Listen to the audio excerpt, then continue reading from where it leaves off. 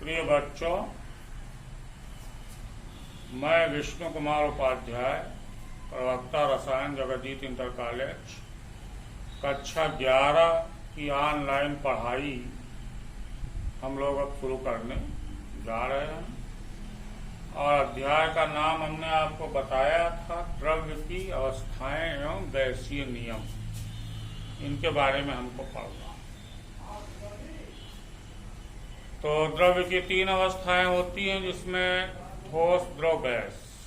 अब गैसों के संबंध में कुछ नियम आपको ऑडियो के माध्यम से बताए गए थे, जिसमें प्रमुख नियम 3 हैं। पहला है बॉयल का नियम, दूसरा है चार्ल्स का नियम, तीसरा है एवोगैड्रो का नियम।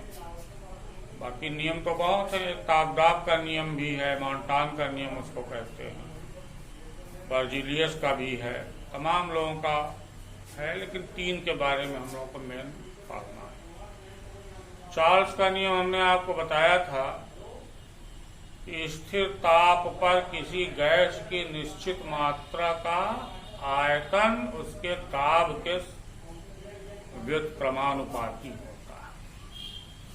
इसका सिंपल सा मीनिंग ये है कि अगर आप टेम्परेचर को फिक्स कर दीजिए, गैस के मोल निश्चित हो जाए, यानी गैस की मात्रा निश्चित हो जाए, उसके अणुओं की संख्या फिक्स हो जाए, और किसी बर्तन में कोई गैस ले ली जाए, उसमें पिस्टन लगा हो, तो अगर आप दाब बढ़ाएंगे तो आयतन घटेगा, और दाब कम करेंगे यानी पिस्टन को ऊपर करेंगे तो आयतन बढ़ेगा।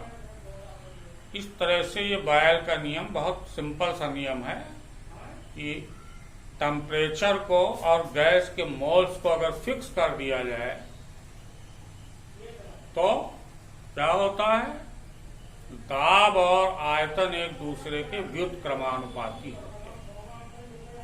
यानी जैसे जैसे आप दाब बढ़ाते जाएंगे आयतन घटता जाएगा, और जैसे जैसे दाब कम करते जाएंगे आयतन बढ़ता जाएगा। व्युत्क्रमानुपाती होता है। व्युत्क्रमानुपाती का मतलब यही होता है। इसको ग्राफ द्वारा भी आप जान लीजिए। इसको 5 ग्राफ के माध्यम से बॉयल ने समझाने का प्रयास किया है। तो उसमें देखिए पहला ग्राफ क्या है। ये पहला ग्राफ ताप है, ये वायुमंडल में प्राय नापा जाता है, और आयतन प्राय लीटर में नापा जाता है। इसमें लीटर में। तो ताप और आयतन के बीच में जब ग्राफ खींचा गया, इस प्रकार के अनियमित ढाल वाली रेखा प्राप्त हुई। अब मोल तो यहाँ पे दोनों समान है गैस के, क्योंकि बर्तन में आपने एक बार गैस भर लिया तो वो घटेगा ना बढ़ेगा। लेकिन टेम्परेचर T1 पे जब खींचा गया तो ये वक्र प्राप्त हुआ, और T2 पर खींचा गया तो ये वक्र प्राप्त हुआ। तो इसका मतलब ये समानुपात का, व्युत्क्रमानुपात का कोई प्रकार का लक्षण इसमें दिखाई नहीं दे रहा। अब दाब और आयतन के व्युत्क्रम के बीच में ग्राफ खींचा गया, यानी P दाब वायुमंडल में लिया गया और आयतन V जो है ये लीटर में लिया गया। लेकिन आयतन का 1/V, एक आयतन का व्युत्क्रमान मतलब व्युत्क्रम मान लिया गया। तब एक सरल रेखा हमको प्राप्त हुई। ये सीधी रेखा ये शो करती है कि ये और ये दोनों एक दूसरे के समानुपाती। सीधी रेखा का मतलब यही हुआ। इसके बाद अगर आयतन और दाब के व्युत्क्रम के बीच में ग्राफ खींचा जाए, तो आयतन और दाब के व्युत्क्रम के बीच में अगर ग्राफ खींचा जाएगा तो वो भी एक सरल रेखा ही प्राप्त होगा। यहाँ आयतन लिया गया है लीटर में, और दाब का 1/, व्युत्क्रमानुपात मतलब 1/, व्युत्क्रम ले लिया गया है। तो ये भी सरल रेखा प्राप्त हुआ। फिर क्या हुआ है, देखिए पीवी यानी दाब और आयतन के गुणनफल और दाब के बीच में ग्राफ खींचा गया, तो ये बिल्कुल कांस्टेंट। इसका मतलब क्या हुआ कि दाब बढ़ाने से दाब और आयतन का गुणनफल नियत रहता है। इसीलिए कहा गया है बायल के नियम से कि पीवी बराबर के क्या है? के कांस्टेंट है। इसी से बायल के नियम का एक समीकरण हम लोगों को प्राप्त होता है, P1 V1 बराबर P2 V2 बराबर P3 V3 बराबर so on up to K। के कांस्टेंट, के क्या है? नियतांक। यानी दाब और आयतन का गुणनफल ये हमेशा कांस्टेंट रहता है। देखिए दाब बढ़ा रहे हैं हम लोग, लेकिन दाब और आयतन के गुणनफल कोई प्रभाव नहीं पड़ रहा है, क्योंकि जितना दाब बढ़ रहा है उसी अनुसार से आयतन घट रहा है। इसका मतलब ये कांस्टेंट हो गया, इसमें कोई प्रवणता नहीं। और पांचवा ग्राफ है log P और log V के बीच में जो खींचा गया है, इसमें देखिए सरल रेखा प्राप्त हो रही है, यानी इन दोनों के बीच में एक समानुपात का रिश्ता है। जैसे जैसे log P का मान घटेगा वैसे वैसे log V का मान भी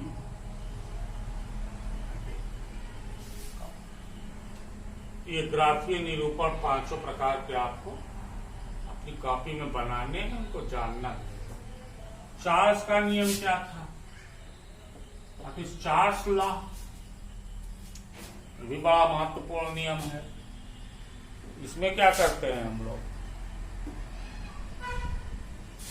चार्ल्स के नियम में दाब को स्थिर कर दिया जाता है।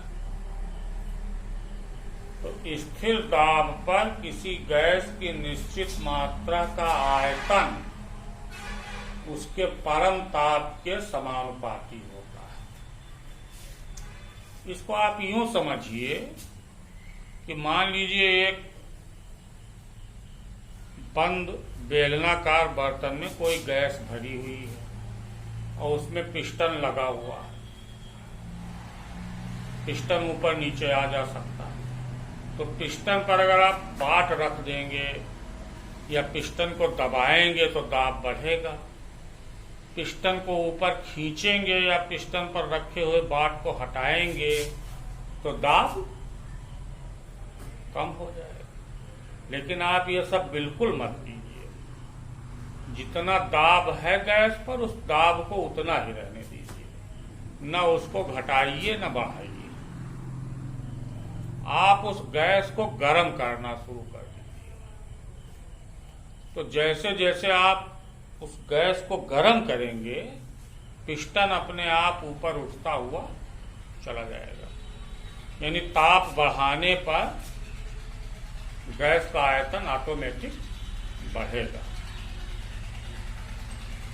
और ताप घटाएंगे अगर आप, मान लीजिए जो आपने जलाने के लिए युक्त किया है उसको हटा दीजिए नीचे से, तो धीरे धीरे पिस्टन हो जैसे जैसे टेम्परेचर डाउन होगा वो अपने आप नीचे आता चला जाएगा। तो ये बायल का नियम है। इसका ग्राफीय निरूपण देखिए किया गया है। पहले V और T के बीच में ग्राफ खींचा गया है, तो ये सरल रेखा प्राप्त हो रही है। इसका मतलब ये दोनों एक दूसरे के समानुपाती हैं। अब P1 दाब पे खींचा गया, P2 पे खींचा गया, P3 पे खींचा गया, तो तीनों में सरल रेखाएं प्राप्त हुई। मोल गैस का फिक्स है, गैस के मोलों की संख्या न घट रही है न बढ़ रही है, निश्चित रहता है। अगर आप आयतन लीटर में, ताप केल्विन में लिया जाता है, ये ध्यान रखना है। टेम्परेचर किसमें रहता है? केल्विन में रहता है। जैसे 0 डिग्री सेंटीग्रेड बराबर 273 केल्विन होता है, और 100 डिग्री सेंटीग्रेड अगर है तो 373 केल्विन होगा। तो यहाँ जो टेम्परेचर का मात्रक है आयु वो केल्विन में ही टेम्परेचर को नापा जाएगा, ये ध्यान रखना। तो ताप को केल्विन में 1/T ले लीजिए और आयतन ये तो लीटर में रहता ही है, इसकी कोई दिक्कत ही नहीं है। इस प्रकार का ग्राफ प्राप्त हुआ।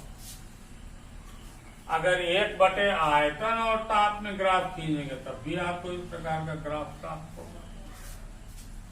और अगर log v और log t के बीच में ग्राफ खींचेंगे तो ये सरल रेखा फिर प्राप्त हो रही है। इसका मतलब ये दोनों एक दूसरे के समानुपाती हैं। और अगर v/t, क्योंकि हम जानते हैं v/t बराबर कांस्टेंट ए, या आप लिख सकते हैं v1/t1 बराबर v2/t2। इससे सवाल लगते हैं v1/t1 बराबर v2/t2 बराबर के, अंत में जाके ये होगा। तो v/t और t के बीच में जब ग्राफ खींचा जाएगा तो आप चाहे P1 दाब पे खींचे चाहे P2 दाब पे खींचे, ये बिल्कुल कांस्टेंट रहेगा, ये बदलेगा नहीं, नेवर चेंज नहीं होगा। v/t और t के बीच में ग्राफ खींचा जाएगा तो एक क्षैतिज रेखा हम लोगों को प्राप्त होगी, जो ये सिद्ध करती है कि v/t is a constant. Temperature बढ़ाने से v/t के मान में कोई परिवर्तन नहीं होता। तो ये ग्राफीय निरूपण बायल के नियम का है और ये ग्राफीय निरूपण चार्ल्स के नियम का है। ठीक, अब आप एक सवाल लिखिए, न्यूमेरिकल टाइप का है, छोटा सा न्यूमेरिकल है लेकिन थोड़ा सा इससे आपको रिफ्रेशमेंट मिलेगा। सवाल मैं बोल दे रहा हूं, नोट कर लीजिए। लिखिए,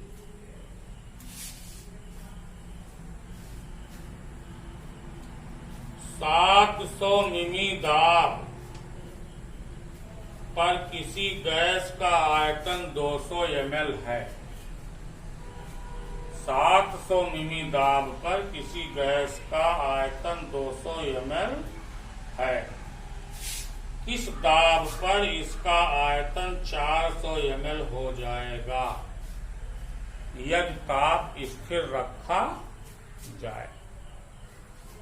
सवाल को एक बार आप और नोट कर लीजिए। 700 मिमी दाब पर किसी गैस का आयतन 200 ml है। किस दाब पर इसका आयतन 400 ml हो जाएगा यदि ताप को स्थिर रखा जाए। तो बायल के नियम से सवाल बहुत आसानी से बिना किसी प्रयास के लग जाएगा। देखिए कैसे लग जाएगा।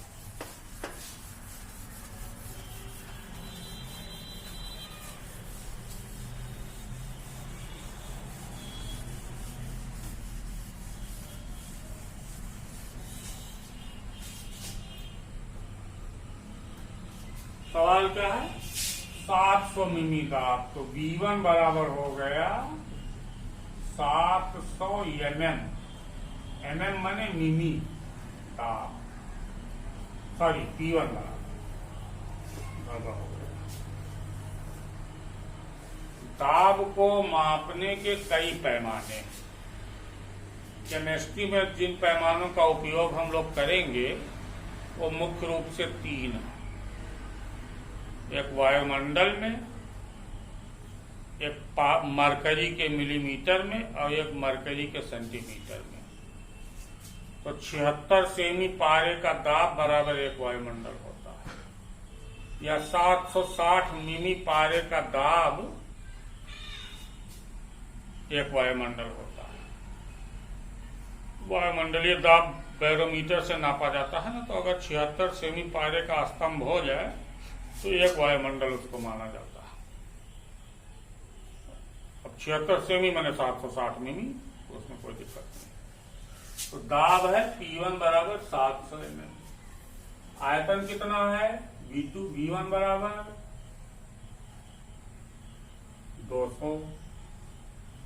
200 ml मिलीलीटर। तो आयतन को आप लीटर में नापते हैं या डेसीलीटर में नाप सकते हैं, या सेंटीलीटर में नाप सकते हैं, या मिलीलीटर में नाप सकते हैं। 1 लीटर बराबर 1000 मिलीलीटर होता है। तो प्रायः हम लोग लीटर या मिलीलीटर में आयतन को नापते हैं, गैसों का आयतन। P2 कह रहा दाब कितना कर दिया जाए कि आयतन 400 ml हो जाए। कितना हो जाए? 400 मिलीलीटर हो जाए। अब इस सवाल में कुछ नहीं रह गया, अब आपको केवल हल करना है। चार्ज के नियम का समीकरण लगा देना है। क्या है चार्ज का नियम? P1 गुणे V1 बराबर P2 गुणे V2। P1 गुणे V1 बराबर P2 गुणे V2। यानी इसका मतलब ये हो गया 700 गुणे 2 बराबर P2 गुणे 4।